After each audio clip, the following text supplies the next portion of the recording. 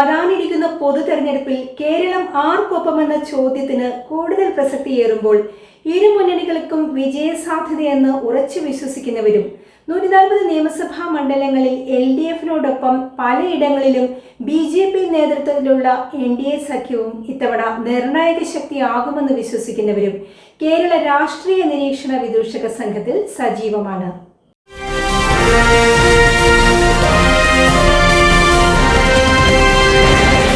രണ്ടായിരത്തി 16 മുൻപുള്ള കേരളത്തിന്റെ തെരഞ്ഞെടുപ്പ് ചരിത്രത്താളുകൾ പരിശോധിച്ചാൽ ഒരേ മുന്നണി തന്നെ തുടർച്ചയായി 2 തവണ അധികാരത്തിലേറിയതായി കണ്ടെത്താനാവില്ല. 2016ലും 2021ലും തുടർച്ചയായി വിജയിക്കുകയും ഒരേ ആൾ തന്നെ 2ാം തവണയും മുഖ്യമന്ത്രി പദത്തിലെത്തുകയും ചെയ്തത് ഇടതുമുന്നണി സർക്കാരിലാണ്. 2026ൽ വരാനിരിക്കുന്ന തെരഞ്ഞെടുപ്പിലും ഇടതുമുന്നണി വിജയിക്കാൻ കഴിഞ്ഞാൽ തുടർ ഭരണത്തിൽ ഹാട്രിക് വിജയം കൊയ്യുന്ന മുന്നണിയായി ഇടതുമുന്നണി കേരള രാഷ്ട്രീയ ഭൂപടത്തിൽ ഇടം നേടുകയും ചെയ്യും. പശ്ചിമ ബംഗാളിലും ത്രിപുരയിലും തുടർച്ചയായി തുടർഭരണത്തിലെത്തിയ CPM മുന്നണിക്ക് ഈ സംസ്ഥാനങ്ങളിലൊന്നും ഇപ്പോൾ ഭരണമില്ലെന്നതും എടുത്തു പറയേണ്ടതുണ്ട്.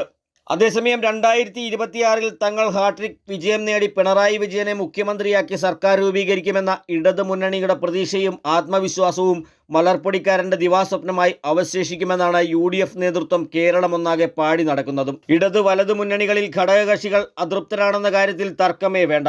ഇടതുമുന്നണിയിൽ നിന്നും ഗതാഗത വകുപ്പ് മന്ത്രി KB ഗണേഷ് കുമാർ UDF പാളയത്തിലേക്ക് എത്തിയാലും അതിശയപ്പെടാനൊന്നുമില്ല. ഷിബു ബേബി ജോൺ UDFിൽ അസ്വസ്ഥനാണെന്നും പറയാതെ വയ്യ. ജോസ് കെ മാണിയുടെ കേരള കോൺഗ്രസ് മുന്നണി വിടുമെന്ന അഭ്യൂഹം പരക്കുന്നുണ്ടെങ്കിലും റോഷി അഗസ്റ്റിൻ ഇടതുപാളയം ഇടാനുള്ള സാധ്യത തീരെയില്ലെന്ന് തന്നെ പറയാം. ഇരു മുന്നണികൾക്കിടയിലും ഇപ്പോൾ അരങ്ങേറുന്ന പടലപ്പിണക്കങ്ങളും തർക്കങ്ങളും മുതലെടുക്കാനുള്ള കരുനീക്കത്തിലാണ് BJP. 2 മുന്നണികളിൽ നിന്നും ജനസമ്മതിയുള്ള നേതാക്കളെ അടർത്തിയെടുത്ത് തങ്ങളുടെ പാളയത്തിലെത്തിക്കുവാനുള്ള രഹസ്യ നീക്കത്തിലാണിപ്പോൾ രാജീവ് ചന്ദ്രശേഖറിന്റെ നേതൃത്വത്തിലുള്ള BJP നേതൃത്വം. ശശി തരൂർ, ജോസ് കെ മാണി എന്നിവരെ ലക്ഷ്യം വെച്ചുള്ള അടവുകളും തന്ത്രങ്ങളുമാണ് അവർ പുറത്തെടുക്കുന്നത്.